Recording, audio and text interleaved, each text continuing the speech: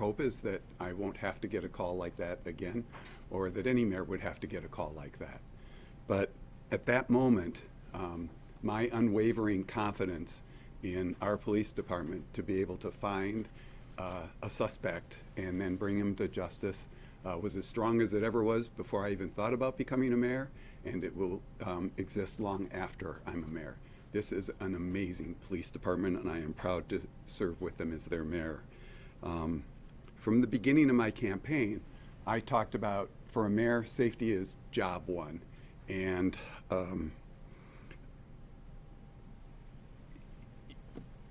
you know, I think this is an example of exactly what can happen when you have the right people with the right training and the right tools. And I continue to just, my heart is filled with pride of what the story you are hearing today. But the reality is they can't do it alone. And in Edmonds, when there is a problem, we have a history of people coming together to work the problem and using their heads, their hearts, and their minds. And that's exactly what happened this time.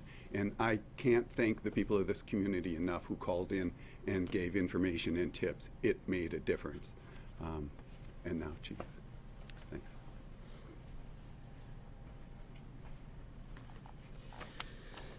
Michelle Bennett, Chief of Police here at the City of Edmonds. First off, I want to express my sincere condolences to Mr. Gadi Sharif's family. I can't imagine the grief that they've gone through in the last several days.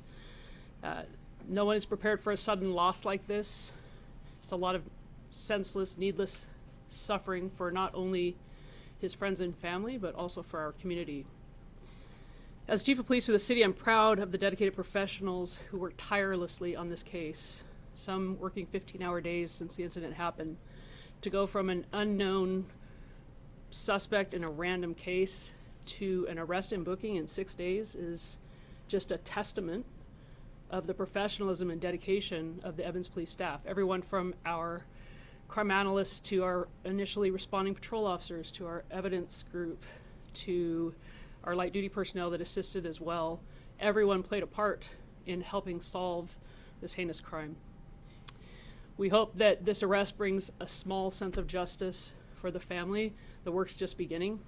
There's a lot of follow-up and other tasks to be completed for a successful prosecution or assistance in that.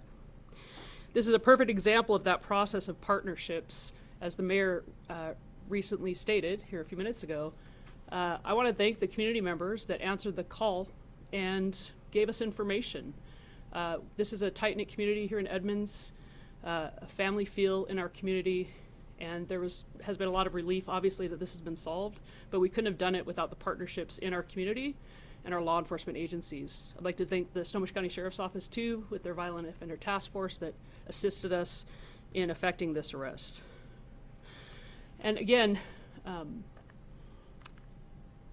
I want to reiterate, and we had a meeting yesterday with the rideshare community. We don't have any reason to believe that this had anything to do with the victim's employment or any other status. It was a wrong place, wrong time incident, a tragic incident that was absolutely senseless and baseless. So with that, I'm going to turn this over to Commander Josh McClure, and he can answer additional questions. Thank you.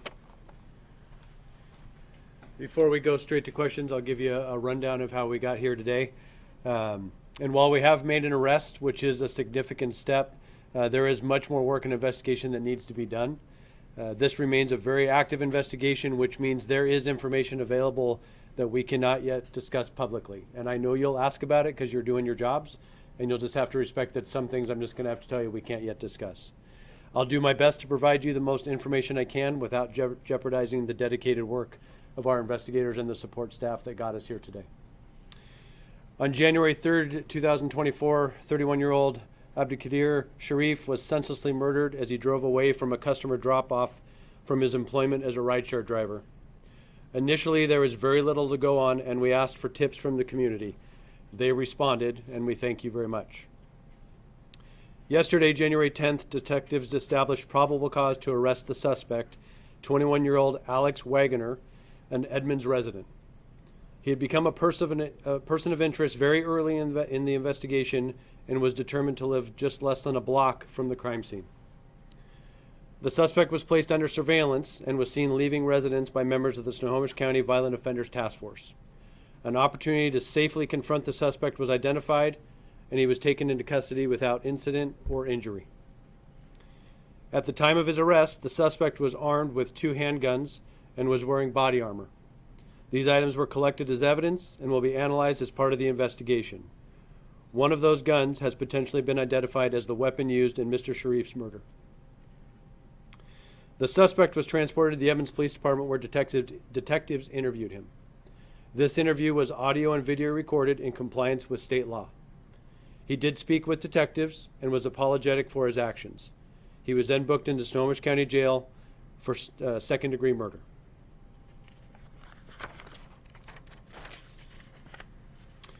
Numerous search warrants were also served to recover physical, digital, and other types of evidence.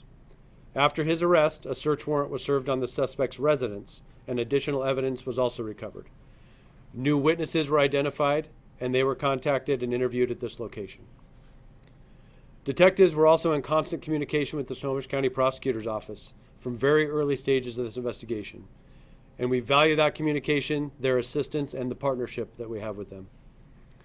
We also appreciate the resources and the information offered or provided by other law enforcement partners, specifically ending with the VOTF, but we had several other resources offered and we used during this investigation.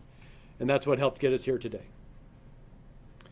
The suspect does have multiple previous contacts with Edmonds PD. And while those may be used as a reference, our main focus is this investigation and providing a thoroughly prosecutable case to the Snohomish County prosecutor. The tips from the community that initially provided us with information about the suspect were significant. However, there is still more work to do.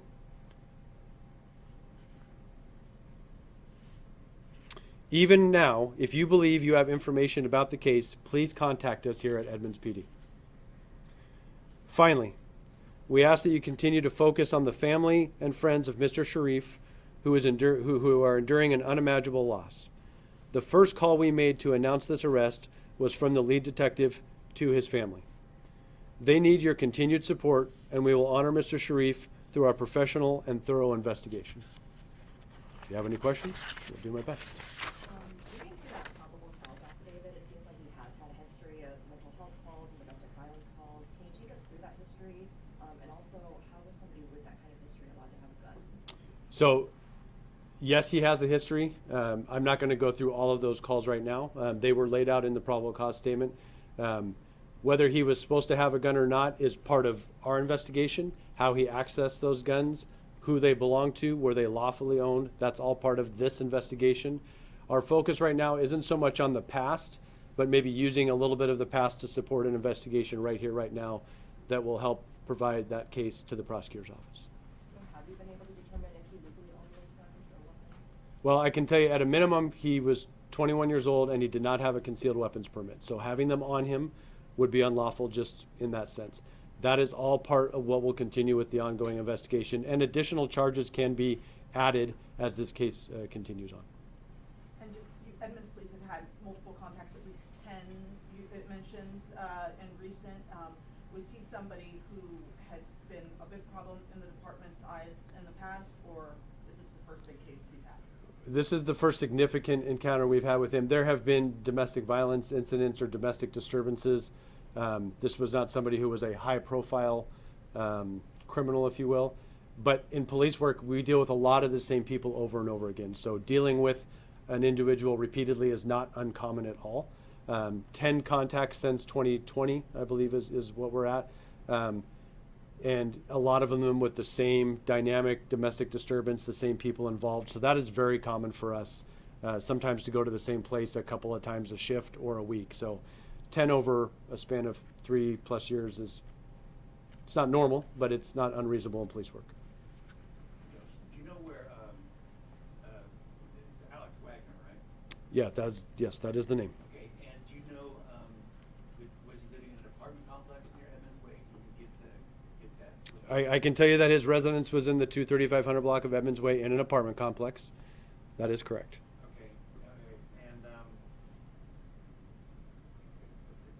Cool. Can you talk about the community tips? I mean, it sounds like one was pretty significant, giving you the name. Is that correct? Yeah, we got a tip early on in the investigation, and it was important that we not just take that tip and run with it, but that's why we continued asking for the community's help, because a tip that looks promising can fizzle out relatively quickly, right?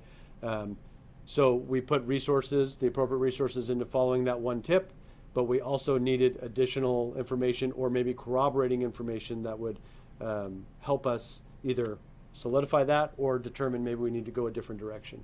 And you know, the community was outstanding. Every time we asked for more information, they provided it. And you know, I can't say enough about what I watched our detective unit do. It was really just amazing. And I say the unit, we have people on light duty, our crime analysts, our record staff, everybody was doing everything they could to provide information so our detectives could do their thing. I'm sorry? Somebody told me what it was today. Okay, our understanding is that he was seen today at 1 o'clock and there was $1 million bail. The official information would have to come from the court. You're basically getting hearsay, but seems like it's pretty good. It's from Commander Hawley. Right? So. Can you explain the second-degree murder charge as opposed to some other type of charge? Yeah, first-degree murder would have to have some element of premeditation or some other nuances.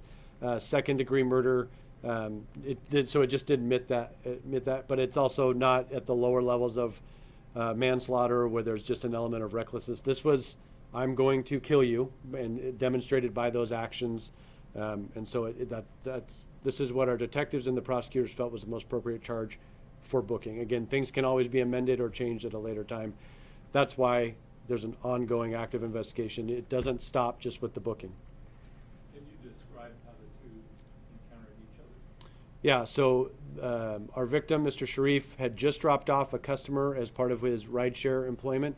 I'm not sure which company he was working for because he did have employment with both. He left that within a minute. It was just about a minute away. He began making a left turn from 236th onto Edmonds Way. It appears that Mr. Sharif was distracted, looking at his cell phone as he was driving. The suspect was crossing the street. There was kind of a near collision, and then Mr. Sharif rolled down his window as if to say he was sorry, or maybe even began vocalizing those words, and the suspect opened fire without warning. Something I wasn't totally entirely clear on from the documents. Was it witnesses that said that it looked like he was saying, "I'm sorry," or just did you get that from the video from the? We have some evidence to support that. Yes, sir. I understand, excuse me, that the suspect completely emptied his handgun at Mr. Sharif, like 10 or 11 shell casings were found. Can you corroborate that? I can tell you that 11 rounds were fired. Whether that's the capacity of that weapon, I don't know that off the top of my head, but it's something that will come out through the investigation. I'm sure the detectives know it, but that wasn't something that I needed to know for this purpose today. Okay, do you know, you probably don't, but do you know if he went to Edmonds Woodway, or is he a local here? Did he have a job here in Edmonds or anything like that? Again, the history and everything that is leading up to this moment is something that's still actively investigated. We were worried about this incident and getting this person in custody for this crime. That historical context, and like she mentioned over here, the previous contacts and the suspect's history will all be part of what we're doing now to provide the case. So I know at one point he had employment here in Edmonds at a fast food place, but that ended somewhere last summer. That's about all I know. And Mr. Sharif was coming down 236 from Highway 99, right? Going down, and we made a left to go back to the freeway? Yeah, if he's in that intersection, if you were going to turn left, it'd be like you're going to go back to I-5. Okay. Yes. Any other questions? Okay. Do you have any final words? Okay. Thank you very much, everybody.